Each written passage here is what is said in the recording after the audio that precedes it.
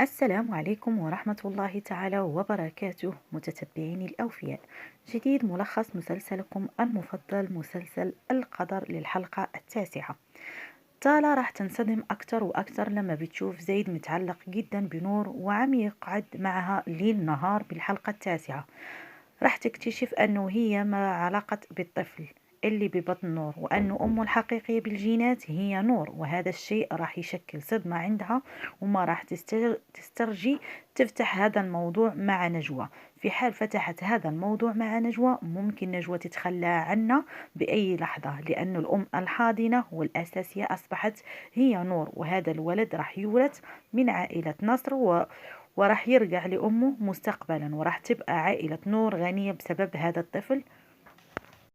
وراح نشوف ان زيد بلش كل يوم يقعد مع نور ويحكي معها ويتعرف عليها اكتر واكتر.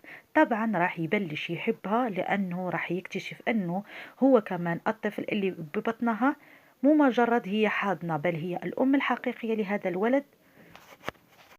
وتيم هو كمان راح يتعلق أكثر بنور بما أنه بلشت تتواجد بالبيت عندهم، وهذا الشيء راح يخليه يتقرب منها، لكن راح يكون زيد بالمرصاد وراح يبعدوا عنها، وهذا الشيء راح يولد كره شديد من تيم تجاه خاله زيد.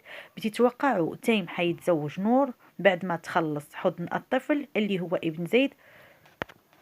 بعد ما اكتشفت تالا أن الولد اللي ببطن نور هو ماله ابنها بالأساس، اتفقت مع الدكتور أنها تكون الأم الحاضنة لهذا الولد، وأمه بالجينات هي تالا، ولكن تالا عندها مشاكل صحية وما راح تقدر تكون الأم، وهي مجرد أم بالوهم.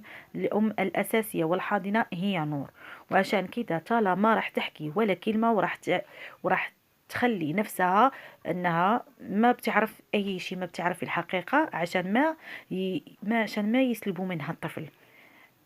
هي راح تخليهم يتوهموا بانها بتعرف ان الطفل بتاعها مو بتاع نور، عشان تاخده في الاخير لما تنجبوا نور راح تاخدوا تالا. يوسف راح يعمل خدعة كتير بسيطة وذكية بعد ما يتواصل مع البنت اللي بترعى أبوها لتالا. راح ياخد أخبار تالا كلها من هاي البنت، لأنه راح يتظاهر بأنه بيحبها وحابب يتعرف عليها ويتزوجها، وهيك راح يخطف تالا ويهدد زيد، يبي يرجع له نور عشان ولا راح ينتقم منه بتالا.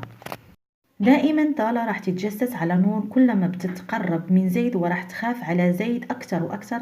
هذا الشيء راح يولد عنده غيرة، وراح تبلش تشعر بأن الطفل مو ابنها، وتروح تعمل تحاليل وتكتشف أنه هي مستحيل تخلف، ونجوى عم تلعب عليها. ولما يوسف راح يروح ويخطف تالا وراح يخبر زيد بأنه يرجع له نور ويرجع له تارا. بالنسبة لزيد تالا بيحبها وهي زوجته، مستحيل يستغنى عنها. راح يستغنى عن نور؟ أكيد لا، لأنه ابنه هو ببطنها، وراح يكون عنده مهمة جدا مثل مسلسل قدر روضة الحلقة. وزي حبايبي ما سمعتوا ملخص الحلقة التاسعة من المسلسل لعبة القدر. لهون حبايبي بنكون وصلنا لنهاية الحلقة.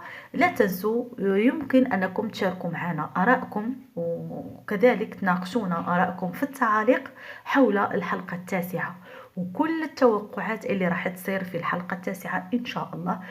فضلا وليس أمرا، لا تنسوا الاشتراك في القناة وتفعيل زر الجرس عشان يوصلكم كل جديد أول بأول إن شاء الله. دمتم في رعاية الله وحفظه، دمتم سالمين. إلى فيديو قادم وحلقة جديدة من مسلسل جديد. مع السلامة.